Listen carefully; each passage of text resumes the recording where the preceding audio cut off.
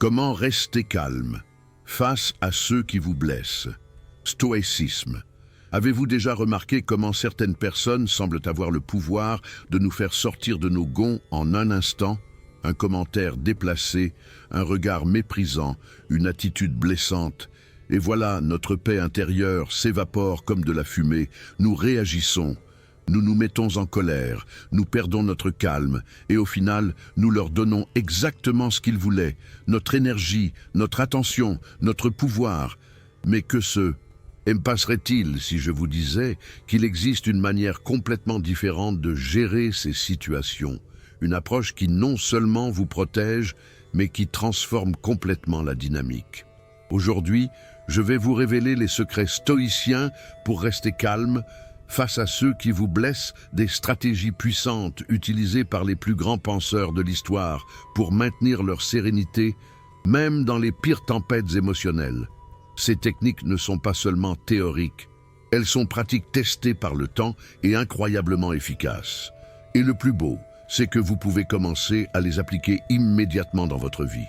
Mais avant de commencer, je veux partager avec vous une histoire qui va illustrer parfaitement la sagesse que nous allons explorer aujourd'hui.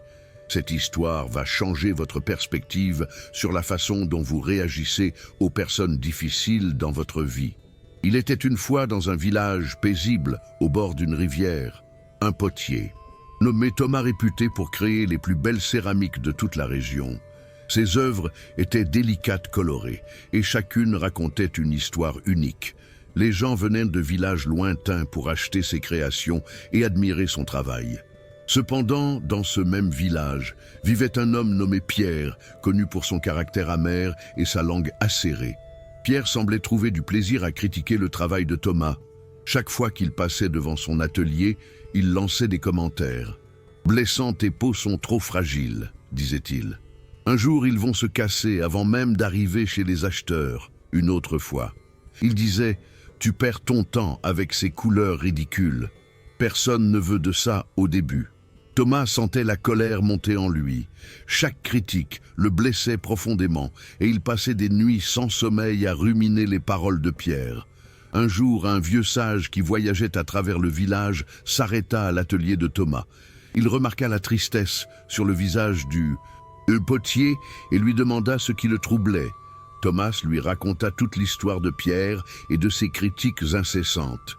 Le sage écouta attentivement, puis sourit doucement. « Mon ami, dit le sage, laisse-moi te montrer quelque chose. » Il prit un morceau d'argile et commença à le façonner. « Regarde cette argile quand je la presse avec mes doigts.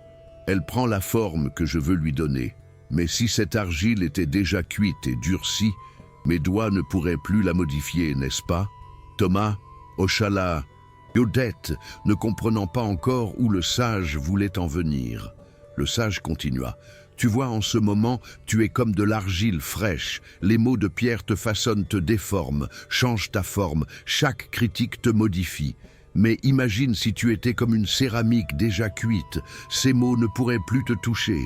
Ils glisseraient sur toi, comme l'eau sur une surface polie. Mais comment puis-je devenir comme une céramique cuite ?» demanda Thomas. « Comment puis-je ne plus être affecté par ces paroles ?» Le sage répondit en comprenant une vérité simple. « Les mots de Pierre ne parlent pas de toi, ils parlent de lui.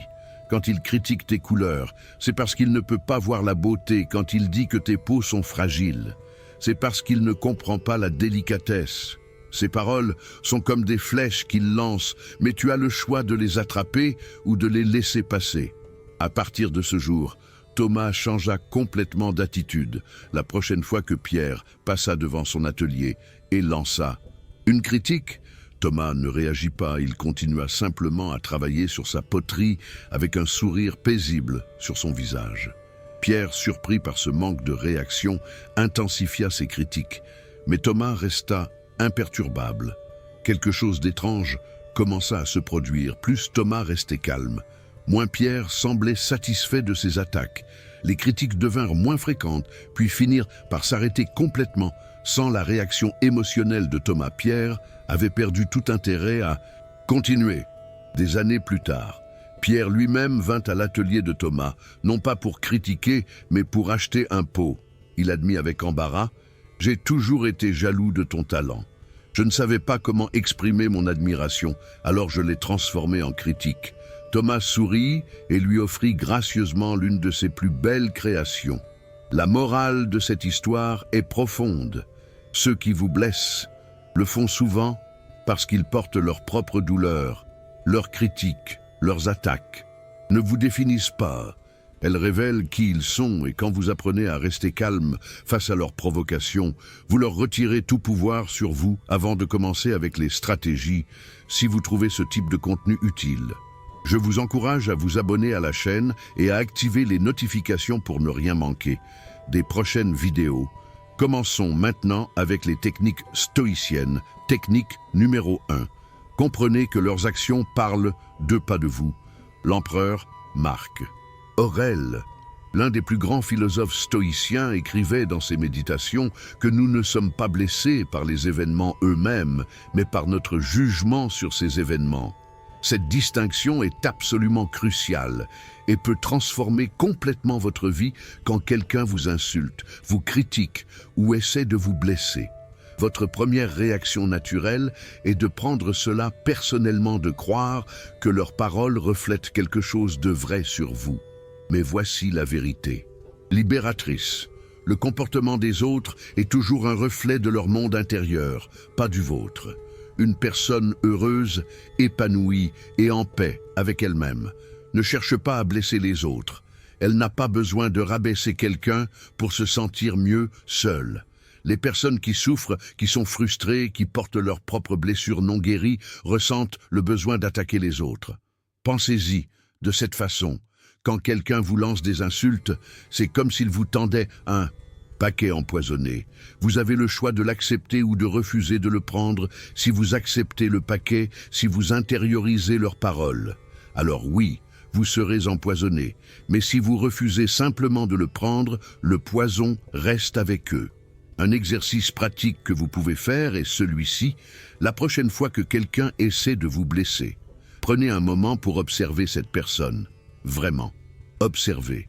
Regardez au-delà de leurs mots. Regardez leur langage corporel, leur ton, leur énergie. Dans la plupart des cas, vous verrez de la douleur, de la frustration, de la jalousie, de l'insécurité. Cette prise de conscience change tout soudain. Vous ne voyez plus un attaquant, mais un être humain qui souffre. Cela ne signifie pas que vous devez tolérer les mauvais traitements ou rester dans des situations toxiques, mais cela signifie que vous n'avez pas à porter le poids émotionnel de leurs actions. Leurs problèmes ne sont pas les vôtres, leurs insécurités ne vous appartiennent pas, leurs tentatives de vous rabaisser ne disent rien sur votre valeur. Épictète, un autre grand stoïcien qui a vécu une grande partie de sa vie comme esclave et a donc connu l'adversité, enseignait que nous devons faire une distinction claire entre ce qui dépend de nous et ce qui n'en dépend pas. Le comportement des autres ne dépend pas de nous, mais notre réaction si.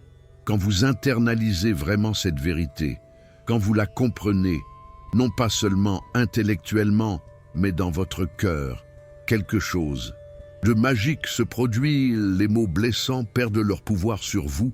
Ils deviennent simplement du bruit de fond que vous pouvez choisir d'ignorer. Imaginez que vous êtes au bord d'une route très fréquentée, les voitures passent, font du bruit, klaxonnent. Au début, cela peut être irritant, mais après un certain temps, vous ne remarquez même plus le bruit.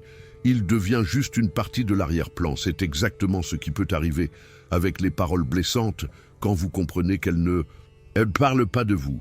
Cette technique ne vous rend pas insensible ou froid. Au contraire, elle vous libère pour ressentir les vraies émotions, celles qui méritent votre attention.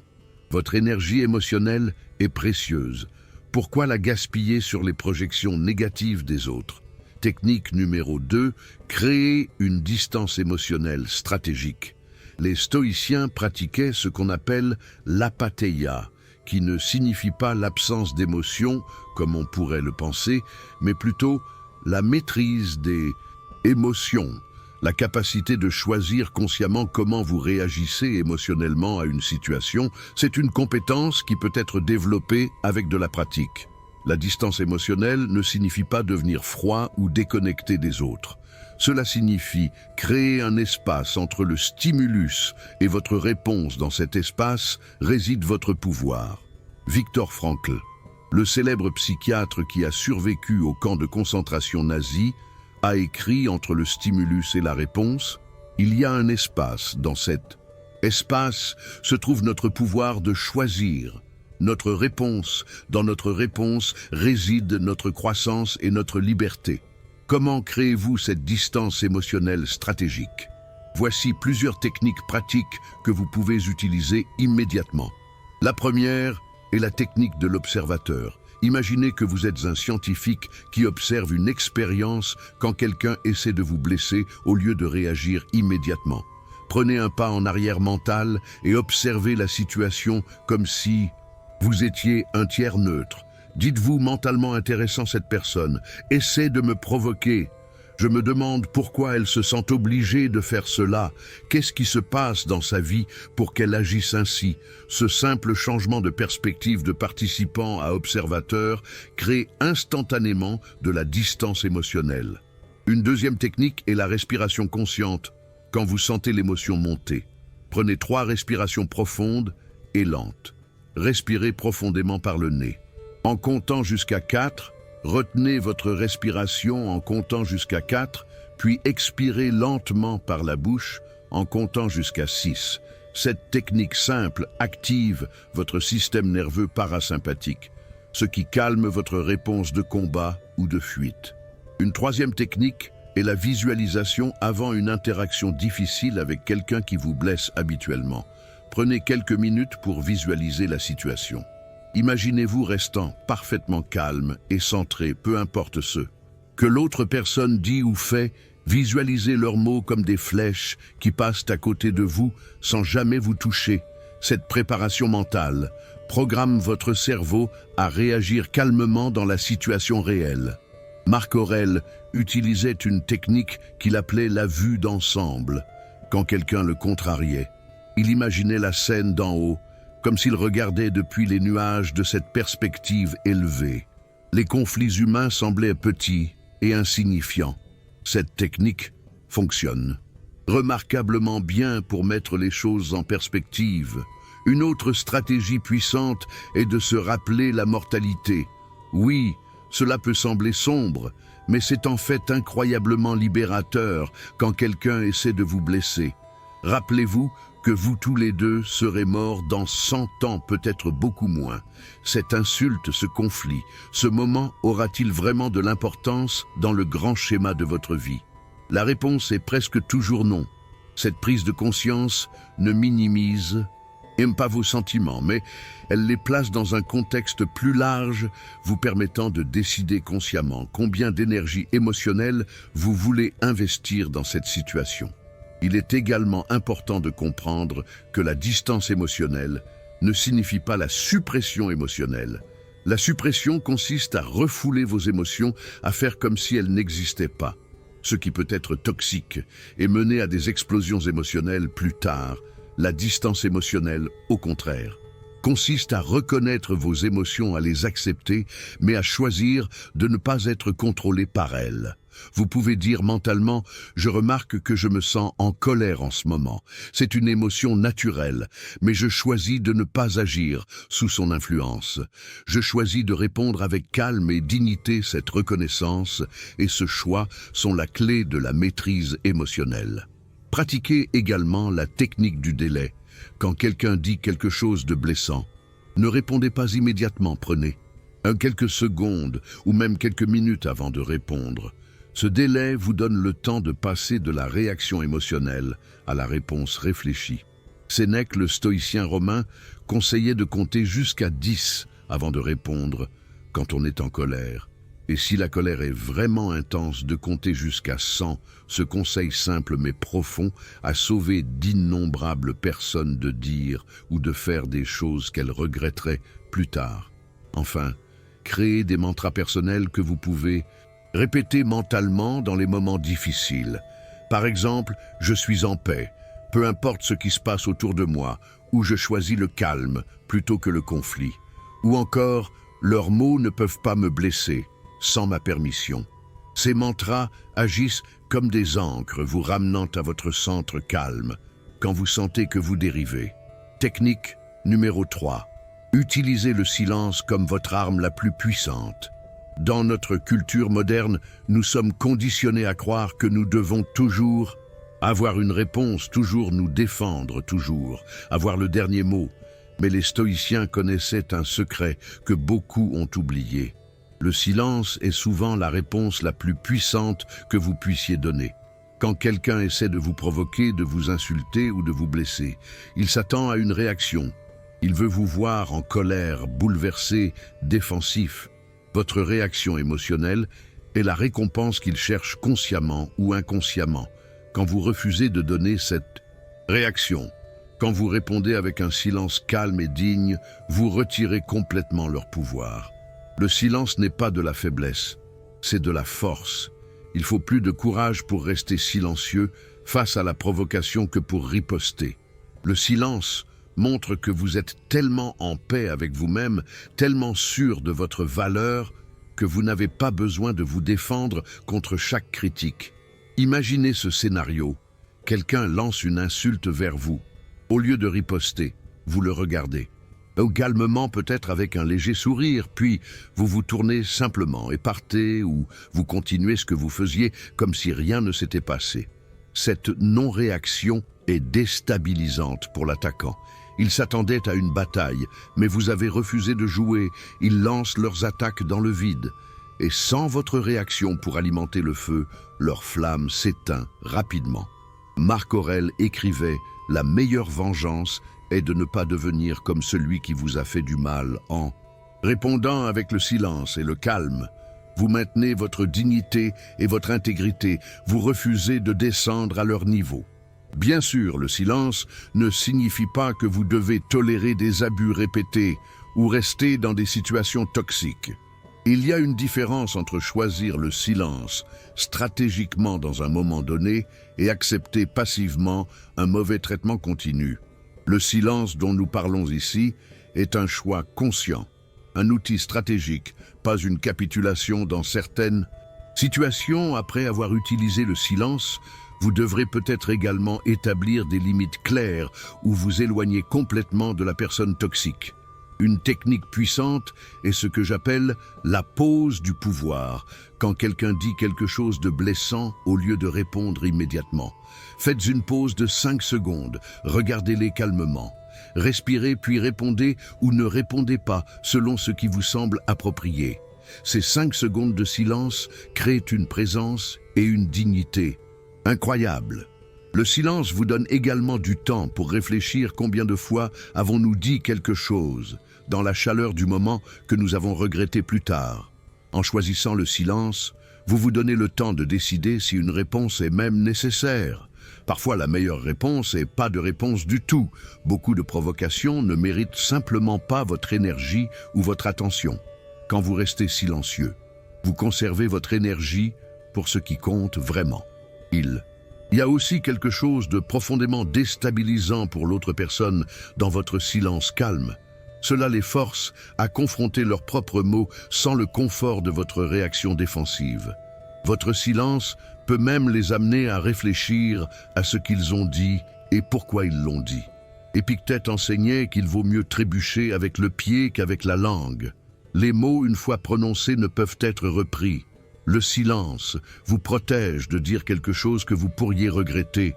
Pratiquez le silence dans les petites situations. D'abord, quand quelqu'un fait un commentaire légèrement négatif, essayez de simplement sourire et de ne rien dire. Observez ce qui se passe. Souvent, la personne se sentira mal à l'aise et changera de sujet, ou même s'excusera.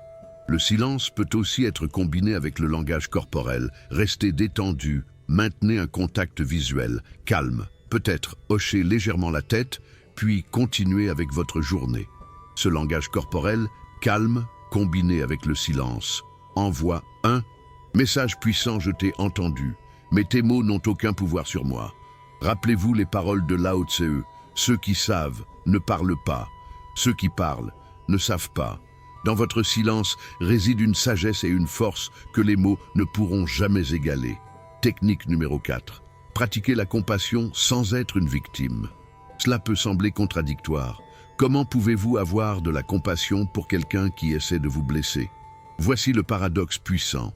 La compassion ne signifie pas permettre aux gens de vous maltraiter, elle signifie comprendre que les personnes blessées blessent les personnes.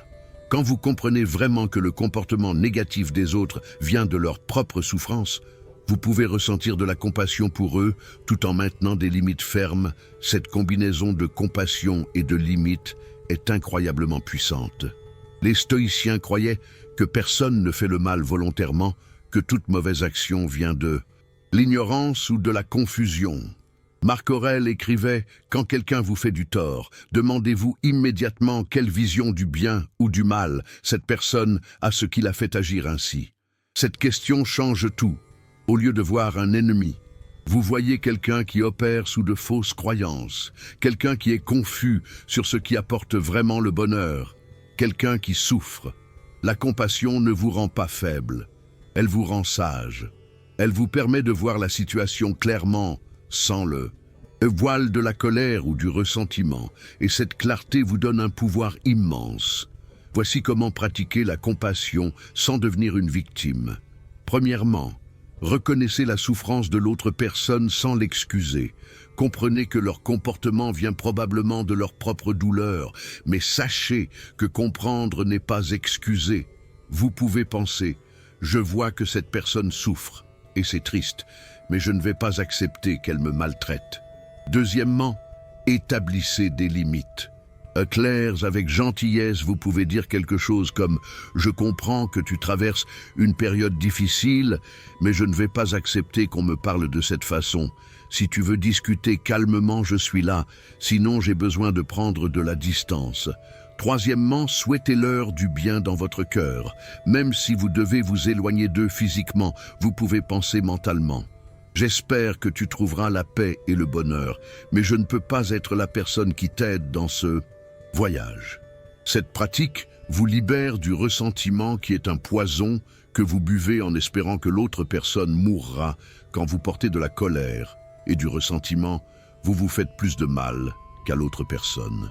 Le Bouddha a enseigné que tenir de la colère est comme saisir un charbon ardent avec l'intention de le jeter sur quelqu'un d'autre. C'est vous qui vous brûlez. En pratiquant la compassion, vous lâchez ce charbon ardent. Il y a aussi une liberté immense dans le fait de ne pas avoir besoin que l'autre personne change, souffre ou s'excuse pour que vous alliez bien quand vous pratiquez la compassion. Votre bien-être ne dépend plus de leurs actions. Vous êtes libre. Cela ne signifie pas que vous devez rester en contact avec des personnes toxiques ou accepter des abus répétés. La compassion peut être pratiquée à distance. Vous pouvez souhaiter du bien à quelqu'un tout en choisissant de ne plus avoir de contact avec cette personne. Marc Aurèle écrivait « Le meilleur moyen de se venger d'un ennemi est de ne pas devenir comme lui, en choisissant la compassion plutôt que la vengeance. Vous restez fidèle à vos valeurs et vous maintenez votre paix intérieure. Une pratique puissante est la méditation de la bienveillance. Prenez quelques minutes chaque jour pour envoyer mentalement des pensées de bonheur et de paix à toutes les personnes, y compris celles qui vous ont blessé. Cela peut sembler difficile au début, mais avec la pratique, cela devient plus facile et les effets sur votre bien-être sont profonds. Vous pouvez dire mentalement que cette personne soit heureuse, que cette personne soit en paix, que cette personne soit libérée de la souffrance. Vous ne faites pas cela pour eux, vous le faites pour vous, pour libérer votre cœur de la prison de la colère. Technique numéro 5. Transformez chaque insulte en opportunité de croissance. Les stoïciens avaient une perspective radicale sur les difficultés. Ils voyaient chaque obstacle, chaque défi, chaque insulte comme une opportunité de pratiquer la vertu et de devenir plus fort. Marc Aurèle écrivait « L'obstacle est le chemin ». Quand quelqu'un essaie de vous blesser, au lieu de voir cela comme une attaque, voyez-le comme un test de votre force intérieure, une opportunité de pratiquer le calme, la patience, la maîtrise de soi. C'est comme un entraînement pour votre caractère. Imaginez que vous êtes un athlète qui s'entraîne. Les poids que vous soulevez sont lourds et inconfortables. Mais c'est précisément cette difficulté qui vous rend plus fort. De la même manière, les personnes difficiles dans votre vie sont des poids émotionnels qui vous permettent de développer votre force de caractère. Chaque fois que quelqu'un vous insulte, vous avez une opportunité de pratiquer la non-réactivité. Chaque fois que quelqu'un essaie de vous provoquer, vous avez une chance de démontrer la maîtrise de soi. Chaque fois que quelqu'un est injuste envers vous, vous pouvez exercer la patience. Cette perspective transforme complètement votre relation avec les personnes difficiles. Au lieu d'être des ennemis qui vous drainent, ils deviennent des professeurs qui vous rendent plus forts. Bien sûr, ils ne sont probablement pas conscients d'être vos professeurs, mais cela n'a pas d'importance. Épictète disait, si quelqu'un te dit qu'une certaine personne parle mal de toi, ne te défends pas contre ce qui a été dit, mais réponds à la place. Il ignorait mes autres défauts, sinon il n'aurait pas mentionné seulement ceux-là. Cet humour et cette légèreté face à la critique sont le signe d'une grande force intérieure. Voici comment vous pouvez pratiquer cette transformation. Premièrement, après une interaction difficile, au lieu de ruminer sur ce qui s'est passé, posez-vous ces questions. Qu'est-ce que cette situation m'a appris sur moi-même? Comment puis-je utiliser cette expérience pour devenir plus fort? Quelle vertu puis-je pratiquer dans une situation similaire à l'avenir?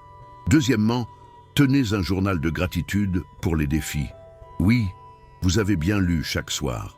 Écrivez une ou deux situations difficiles que vous avez rencontrées et trouvez quelque chose pour lequel vous pouvez être reconnaissant dans ces situations. Peut-être qu'elles vous ont appris la patience ou révélé un domaine où vous devez grandir. Troisièmement, créez des affirmations basées sur vos défis. Par exemple, si quelqu'un vous critique constamment, créez une affirmation comme « Chaque critique m'aide à développer une confiance inébranlable en moi-même » ou « Les mots des autres n'ont de pouvoir ». Que si je le leur donne. Quatrièmement, cherchez le grain de vérité. Parfois même dans les critiques les plus dures, il y a un petit grain de vérité. Au lieu de rejeter complètement ce qui est dit, cherchez. S'il y a quelque chose que vous pouvez apprendre, si quelqu'un dit que vous êtes égoïste au lieu de vous mettre sur la défensive, demandez-vous, honnêtement, y a-t-il des domaines de ma vie où je pourrais être plus attentif aux autres? Cette approche vous permet de grandir à partir de chaque interaction. Sans pour autant accepter des critiques injustes en bloc, vous triez le grain de l'ivraie, gardant ce qui est utile et laissant le reste. Cinquièmement, pratiquez la visualisation positive avant de dormir. Visualisez-vous gérant parfaitement une situation difficile. Voyez-vous restant calme, centré et digne face aux provocations. Cette visualisation programme votre subconscient à réagir de cette manière dans les situations réelles. Marc Aurèle pratiquait quelque chose de similaire chaque matin. Il se préparait mentalement aux personnes difficiles qu'il pourrait rencontrer. Il se disait, aujourd'hui, je vais rencontrer des personnes ingrates, arrogantes, malhonnêtes, jalouses et égoïstes, mais je ne serai pas surpris ou dérangé, car je ne peux pas imaginer un monde sans de telles personnes. Cette préparation mentale est incroyablement puissante. Quand vous vous attendez à rencontrer des personnes difficiles et que vous avez déjà décidé comment vous allez réagir, vous n'êtes plus pris au dépourvu, vous. Êtes préparé calme et en contrôle. Rappelez-vous également que chaque fois que vous choisissez de rester calme face à la provocation, vous renforcez ce muscle émotionnel. La première fois peut être difficile, mais chaque fois devient plus facile. Avec le temps, vous développez une résilience émotionnelle qui devient une partie permanente de votre caractère. Technique numéro 6. Établissez des limites claires sans culpabilité. Rester calme face à ceux qui vous blessent ne signifie pas accepter passivement tout comportement. Les stoïciens étaient des gens pratiques qui comprenaient l'importance des limites saines. Vous pouvez être calme et compatissant tout en étant ferme sur ce que vous accepterez et ce que vous n'accepterez pas. Beaucoup de gens confondent la gentillesse avec la faiblesse ou l'acceptation passive. Ils pensent que s'ils établissent des limites, ils sont égoïstes ou méchants, mais c'est faux. Les limites sont essentielles pour des relations saines et pour votre propre bien-être. Pensez aux limites comme aux murs d'une maison. Ces murs ne sont pas là pour emprisonner les gens à l'intérieur. Ils sont là pour définir votre espace personnel, pour vous protéger des éléments, pour créer un espace sûr où vous pouvez vivre de la même manière. Les limites émotionnelles définissent ce qui est acceptable dans vos relations. Voici comment établir des limites avec la sagesse stoïcienne. Premièrement, soyez clair sur vos limites avant même qu'elles soient testées. Prenez le temps de réfléchir à ce que vous êtes prêt à accepter et ce que vous n'êtes pas prêt à accepter dans vos relations. Quels comportements sont absolument inacceptables pour vous? Deuxièmement, communiquez vos limites clairement et calmement. Vous n'avez pas besoin d'être agressif ou émotionnel.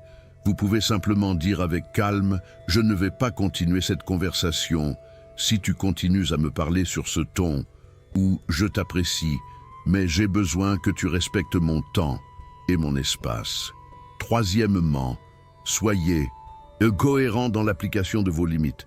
Si vous établissez une limite mais ne la maintenez pas, vous enseignez aux autres qu'ils peuvent ignorer vos limites si vous dites que vous allez raccrocher. Si quelqu'un vous crie dessus, alors faites-le réellement. Quatrièmement, ne vous justifiez pas excessivement.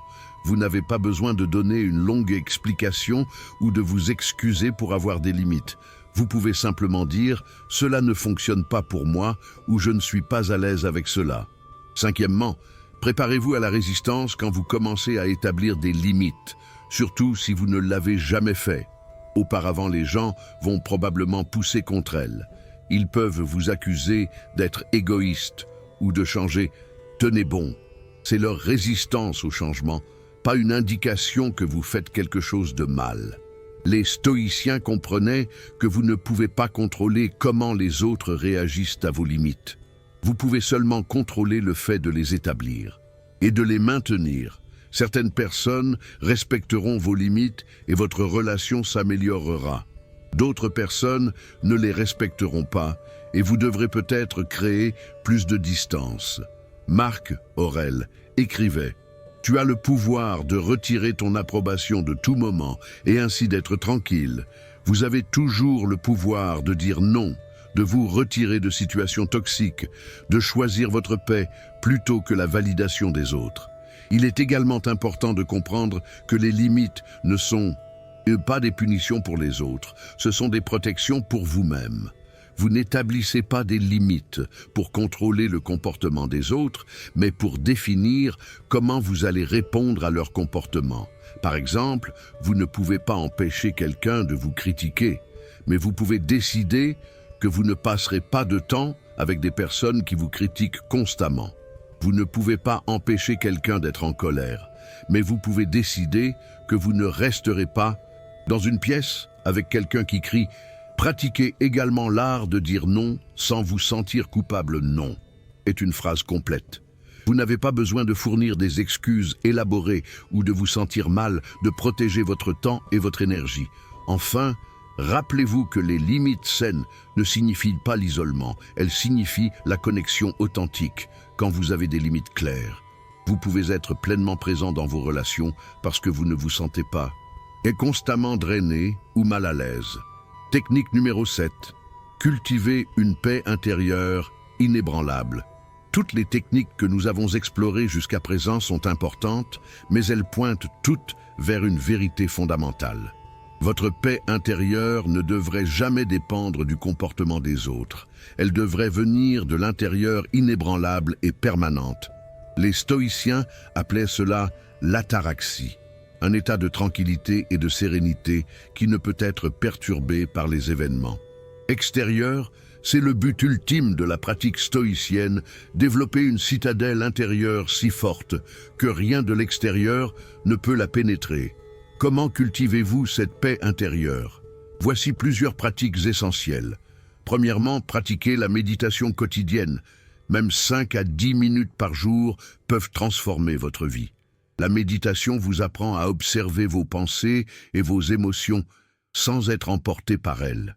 Asseyez-vous confortablement, fermez les yeux et concentrez-vous simplement sur votre respiration quand votre esprit s'égare, et il le fera. Ramenez doucement votre attention à votre respiration. Cette pratique simple mais puissante crée un espace de calme à l'intérieur de vous. Deuxièmement, passez du temps dans la nature. Les stoïciens comprenaient que nous sommes une partie de la nature, pas séparée d'elle.